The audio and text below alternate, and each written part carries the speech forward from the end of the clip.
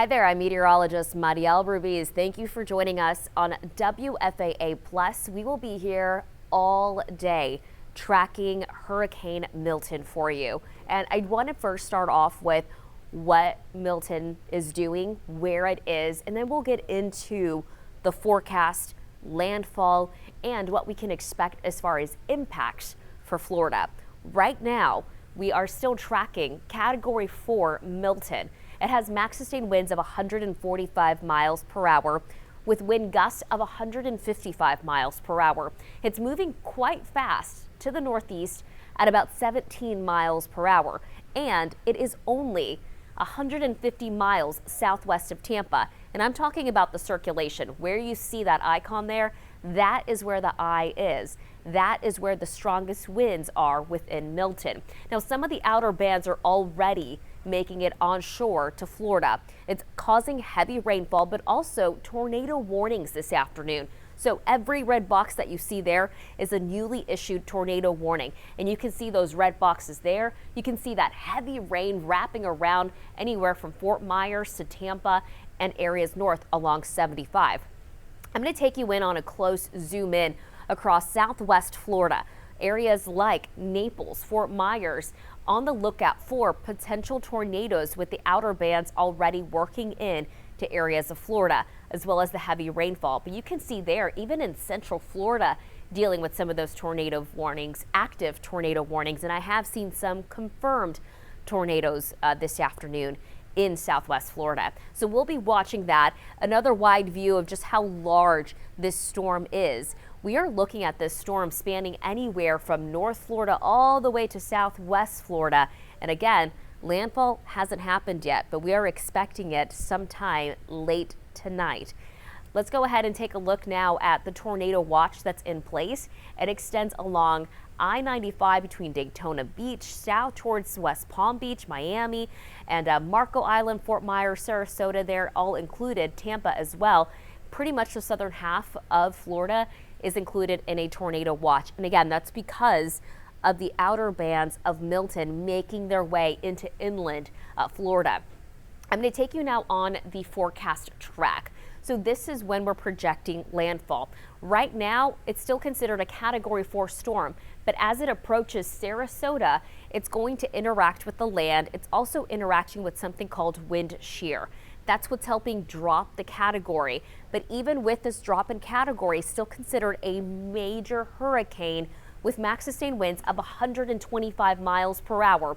Landfall is expected late tonight, sometime approaching midnight, but impacts will be felt well before that. I mean, we're already talking about those tornado warnings. So again, this is Wednesday, 7 p.m. We're going to see this move inland as a hurricane. So that's something interesting with this particular storm. It's going to keep its hurricane strength, even though it's going to be over land. Land generally does weaken these type of storms, and that's exactly what's happening, but still a Category 1 as it closes in on Melbourne on the eastern side of Florida there. Now this is now showing you the location Thursday, 7 in the morning. I'm expecting the eye of Milton to exit Florida Thursday afternoon. So that's what it looks like there. We'll see this. The heaviest rain looks to stay on the northern part of this track. And let me show you what I mean by that. This is a quick view at our spaghetti plots. Every single line that you see there is a different model output. And a lot of these models are coming together in agreement in terms of where landfall will be right around Sarasota. Now, they are disagreeing on the exact timing of landfall.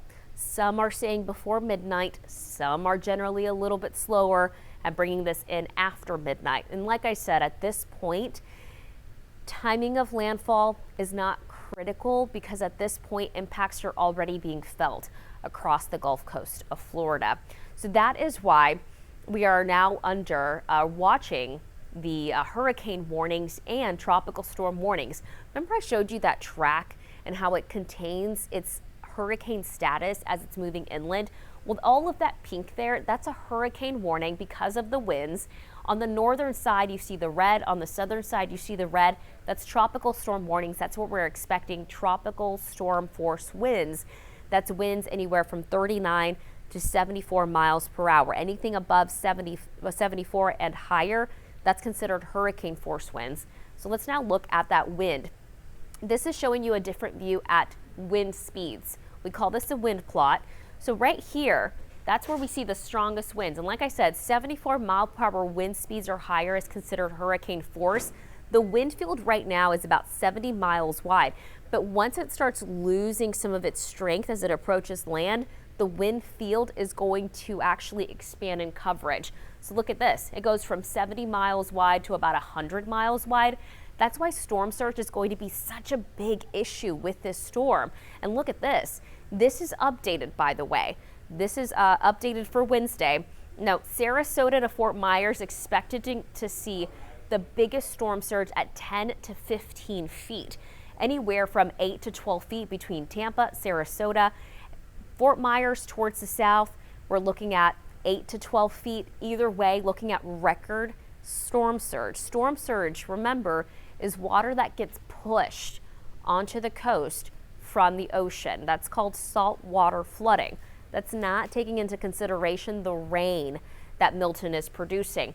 Now, this surge, it does extend from Tampa to Cedar Key. You can see there 2 to 5 feet. And on the other side, the other coast, the East Coast, 3 to 5 feet of storm surge also going to be possible.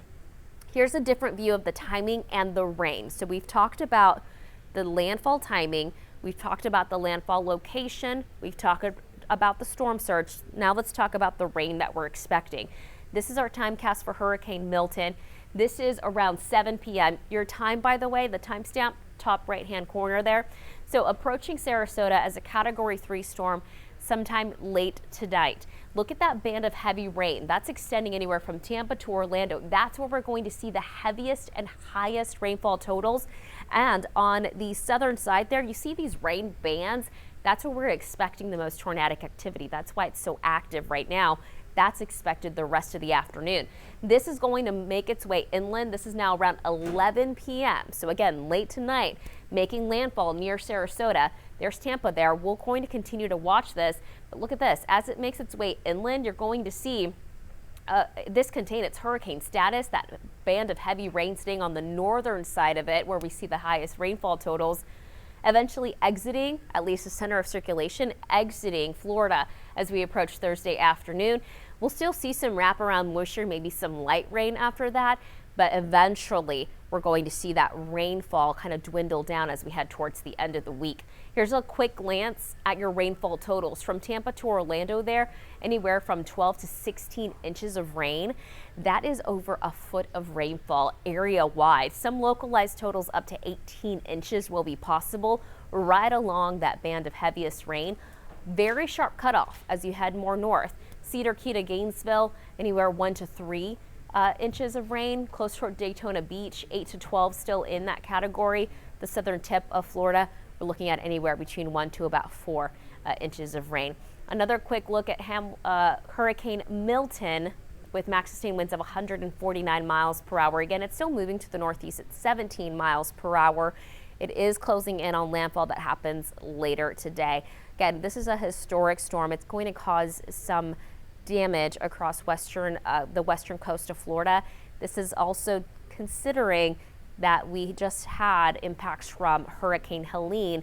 There's a lot of debris still on the ground, and unfortunately that's going to be a big issue. It's going to add another layer to this when we're talking about floodwaters and when we're talking about high wind speeds. So that's going to add another threat, just that extra debris that's still flowing around. You can always stay updated with us right here on WFAA Plus. We'll keep you updated throughout the day and throughout the night with the latest on Hurricane Milton here.